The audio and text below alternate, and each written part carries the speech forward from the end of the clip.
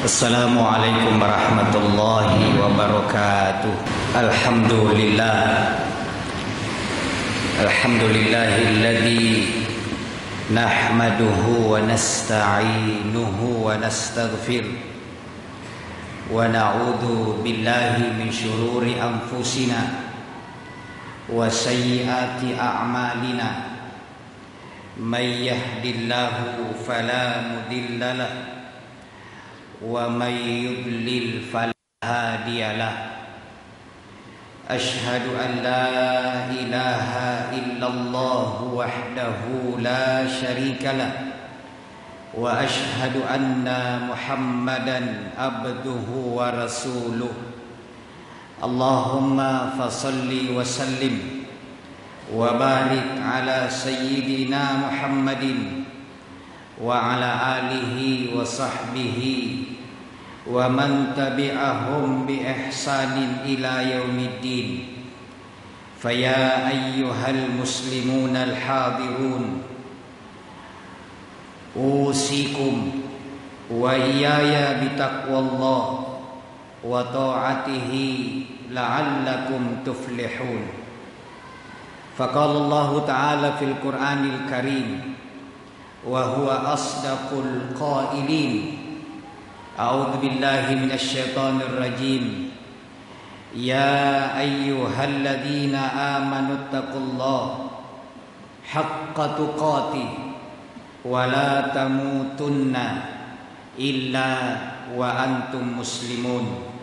Shadaqallahul azim. Kaum muslimin, saudara-saudara sidang jamaah Jum'ah yang berbahagia, alhamdulillah, senantiasa kita memuji dan bersyukur kehadirat Allah Subhanahu wa taala. Allah yang telah memberikan kita hidayah, iman, takwa, sehingga hari ini kita terpanggil memenuhi undangan Allah, meninggalkan seluruh urusan dunia kita semata-mata karena taat kepada Allah Subhanahu wa taala. Ya ayyuhalladzina amanu, wahai orang-orang yang beriman, idza nudiya lis-sholati mi yaumil jumu'ah, apabila telah dikumandangkan panggilan salat pada hari Jumat, fas'au ila dzikrillah, bersegeralah engkau mengingat kepada Allah, wadharul bai', dan tinggalkanlah urusan dunia, urusan perdagangan, urusan jual beli. Dzalikum khairul lakum, itu jauh lebih baik bagimu, in kuntum ta'lamun, sekiranya kalian mengetahui.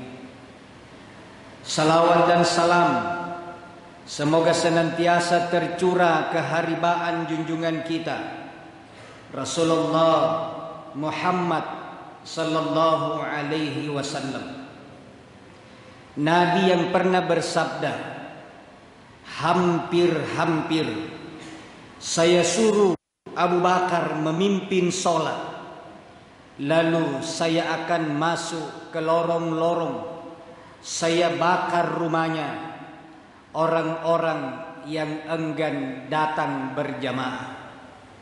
Menurut para ulama hadis, ini berkaitan dengan sholat Jumat.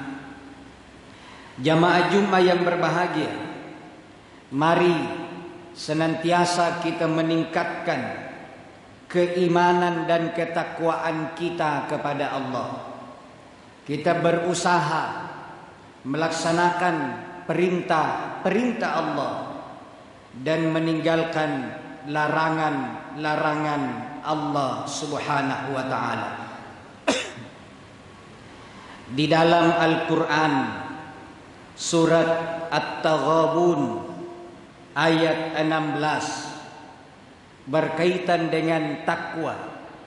Allah Subhanahu wa taala berfirman, fattaqullaha mastata'tum wasma'u wa ati'u wa anfiqu khairan li anfusikum wa may yuqa syuhha nafsihi fa ulaika humul muflihun.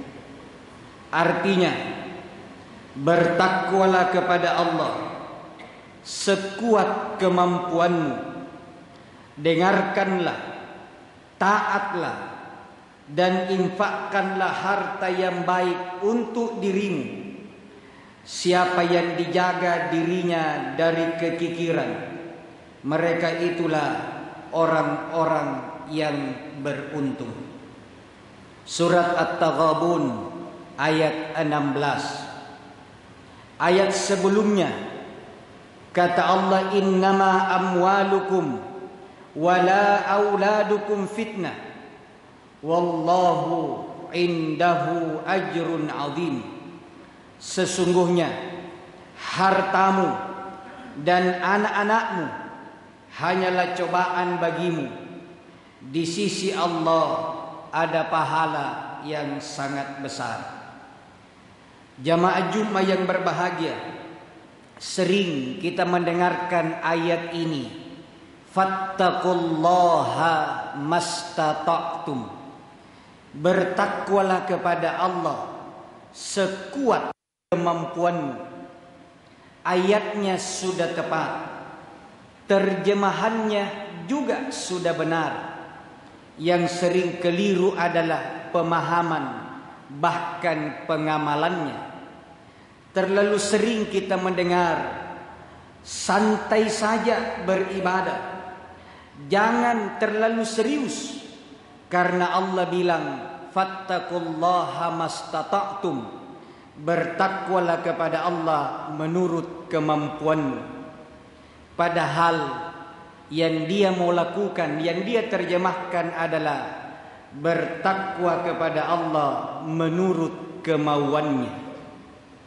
Ayat ini jelas ukuran ketakwaan seseorang adalah sekuat kemampuan, bukan sesuai kemauan.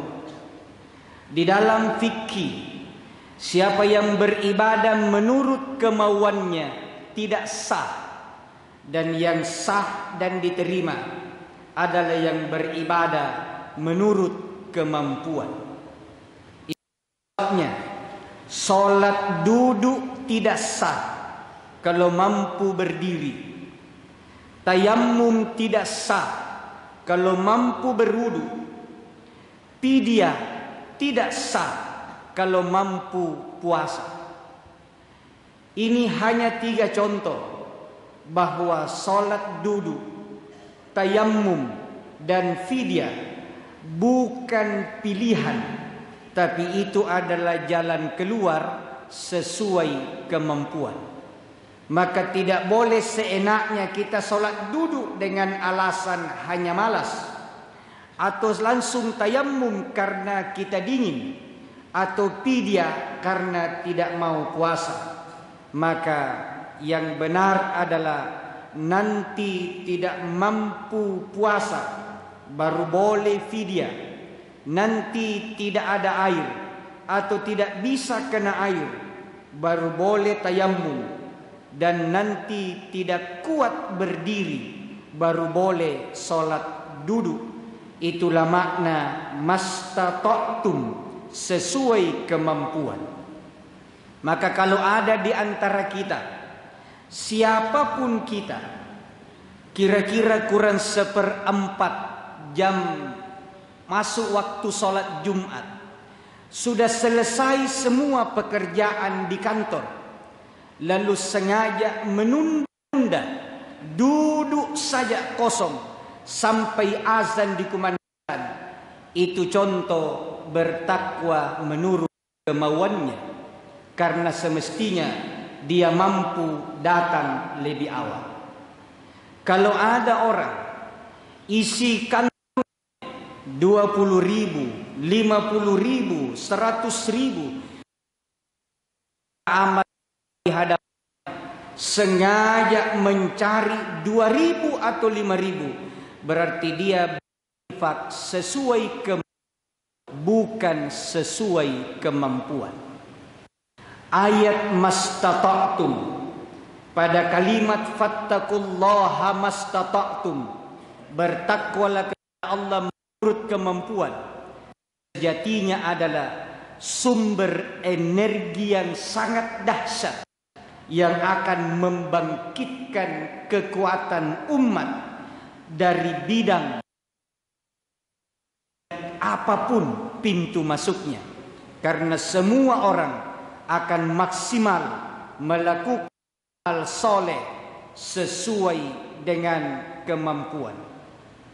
Satu kisah yang sangat populer, seorang syekh, seorang guru besar, ditanya oleh murid-muridnya, "Ya Ustadz, apa makna fattaqullaha mastata'tum?" Bertakwalah kepada Allah sesuai kemampuan. Sang guru, sang kiai tidak menjawab dengan kata-kata, tapi mengajak murid-muridnya yang bertanya untuk menuju ke lapangan. Lalu sang guru memulai, "Ayo pinggir lapangan, mengelilingi lapangan ini." Sang murid bertanya, "Berapa putaran ya Syekh?" Gurunya menjawab, "Sesuai kemampuanmu." Maka mulailah guru dan murid-muridnya berlari. Ada yang setengah putaran sudah berhenti, ada yang 1 putaran, ada yang 2 putaran, dan yang tersisa pada putaran-putaran berikutnya tinggal sang kiai. Beliau terus berlari sampai ngosan, dan pada akhirnya sudah sulit bergerak, baru berhenti. Kemudian dipapa oleh murid-muridnya, dan setelah sampai di tempat istirahat, sang kiai mengatakan, "Itulah makna mastata'tum. Kalau sesungguhnya engkau masih bisa, tapi sengaja berhenti, maka itu menurut kemauan, bukan menurut kemampuan." Dalam ekonomi, kalau kita semua berinfak, bersedekah sesuai kemampuan, terlalu banyak persoalan-persoalan umat yang bisa diselesaikan. Kalau jamaah Jumat di Masjid Umar bin Khattab ini kurang lebih 500 orang, lalu 20.000 saja, maka isi kotak amal adalah 10 juta, bukan 1 juta lebih sesuai yang diumumkan MC tadi. Kemampuan kita 20.000 adalah hal yang sangat ringan, dan 20.000 dalam sebulan sesungguhnya hanya 80.000. Mungkin banyak di antara kita yang mestinya mampu 50.000, bahkan 100.000. Tugas kita adalah mengejawantahkan mastata'tum dalam kehidupan kita sehari-hari. Jamaah Jumat yang dimuliakan Allah, saat ini ada fenomena di masyarakat. Umat ini lebih bersemangat membantu benda mati, makhluk mati, daripada makhluk hidup. Masjid-masjid kalau dibangun, ketika panitia pembangunan masjid mengumumkan progres pembangunan, mengalir itu dana sumbangan yang masuk untuk membangun rumah Allah. Tapi ketika pengurus masjid mengumumkan ada warga tetangga masjid yang masuk rumah sakit, ada jamaah yang terlilit utang, ada jamaah yang anaknya tidak bisa melanjutkan sekolahnya karena kurang biaya, sangat sedikit orang yang berpartisipasi. Kita lebih semangat menyumbang rumah Allah ketimbang menyumbang hamba Allah. Ini perlu segera kita keluar dari fenomena ini, karena umat yang baik bukan hanya membuat rumah-rumah Allah megah dan berdiri kokoh, tapi juga bisa membuat hamba-hamba Allah, jamaah-jamaah masjid bisa keluar dari kesulitan ekonomi. Dan masjid harus menjadi pusat, harus menjadi epicentrum kebangkitan ekonomi umat. Ke depan kita berharap dari masjid-masjid, dari mimbar-mimbar Jumat, pengeluaran dan pemasukan masjid akan semakin bervariasi. Bukan lagi pengeluaran rutin, bukan lagi pembayaran rutin, tapi akan ada pengumuman memberikan jamaah, membayarkan beasiswa atas nama B,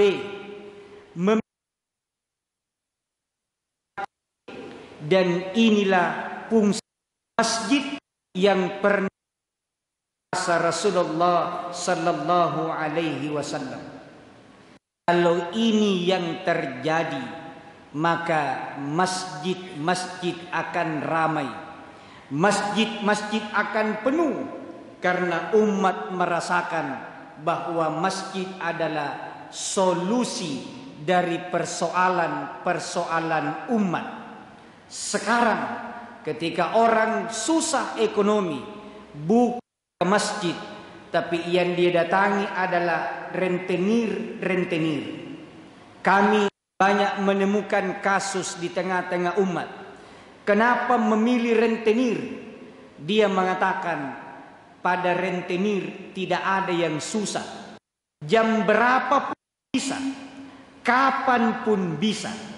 Seandainya kemudahan bisa diambil alih oleh masjid-masjid, maka terlalu banyak persoalan umat yang bisa diselesaikan.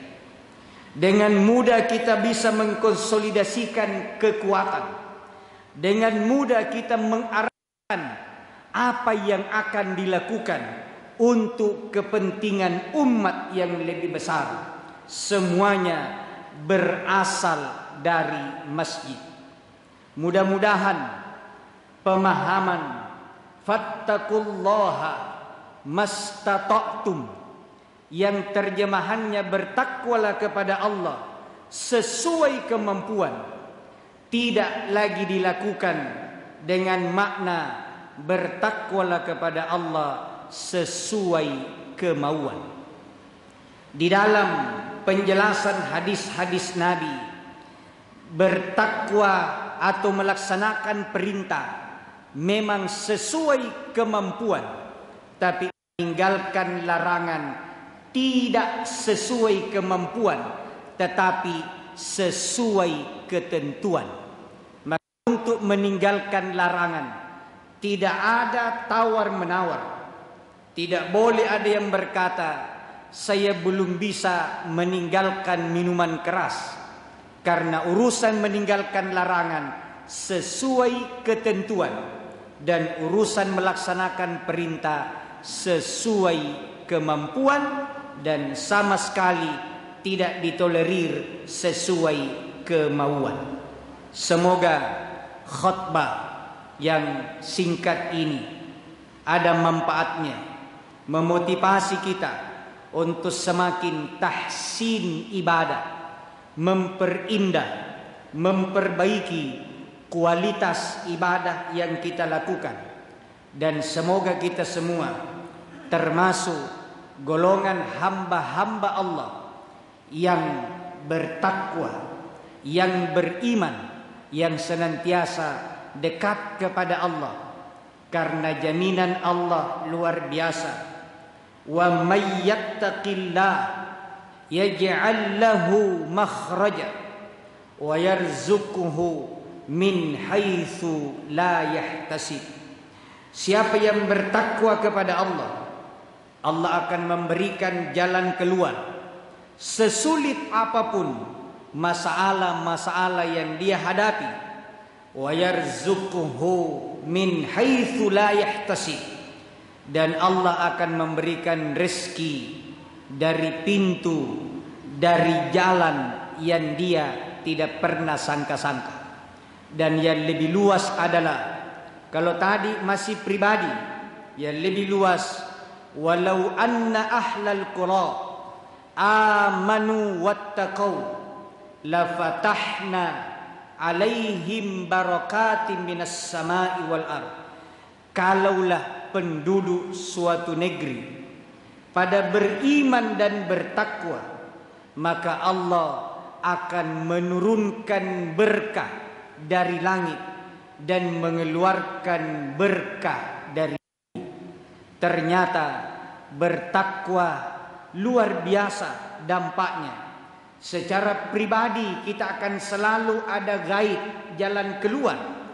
Dan secara umum orang-orang dan negeri kita akan diberkahi oleh Allah Subhanahu wa ta'ala. Semoga ada manfaatnya. Barakallahu li wa lakum fil Qur'anil azim, wa nafa'ni wa iyyakum bima fihi minal ayati wa dzikril hakim, wa taqabbala minni wa minkum tilawatahu innahu huwas sami'ul alim.